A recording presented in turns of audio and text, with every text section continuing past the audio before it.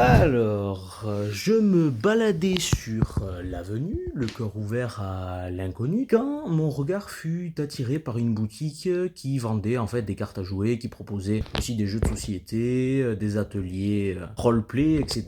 Bref, voilà, chacun a son petit truc qui attire l'œil. Du coup, je rentre dedans et je tombe sur un vendeur, aussi gérant de la boutique, très sympa, avec qui on commence à discuter un petit peu. On commence à discuter en fait du sujet des cartes Pokémon. On parle de ce sujet-là et en fait le vendeur me fait une comparaison assez intéressante entre le business un petit peu des cartes Pokémon avec la gradation, etc. et justement la crise des subprimes de 2007-2008. Laissez-moi vous expliquer. En fait, entre 2007 et 2008, il y a une énorme crise financière à cause tout simplement d'une bulle spéculative basé en fait sur, et là les économistes me confirmeront dans les commentaires, l'augmentation en fait du taux de prêt, mais jusqu'à arriver en fait à ce que les investisseurs investissent, hein, c'est leur boulot, mais ils investissent tellement que les actions montent, et d'un coup, tout s'effondre. Et donc on discute un petit peu avec ce monsieur-là, qui fait en fait le lien avec les cartes Pokémon et les sociétés de gradation. Alors les cartes Pokémon, pour ceux qui ne savent pas, sont gradées en fait de 1 à 10. 1, c'est pas top. 10, c'est le maximum et la carte peut coûter en fait jusqu'à 3 fois son prix. Voilà. Le vendeur me dit que pour ces sociétés de gradation, des fois elles achetaient des cartes en paquet et elles notaient en fait un peu comme elles le voulaient, un peu à leur sauce. Donc des cartes qui valaient on va dire un 10 sur 10, le score parfait, ben elles les notaient 9 jusqu'à ce que le client en ait marre en fait parce que vous payez pour faire ces gradations là et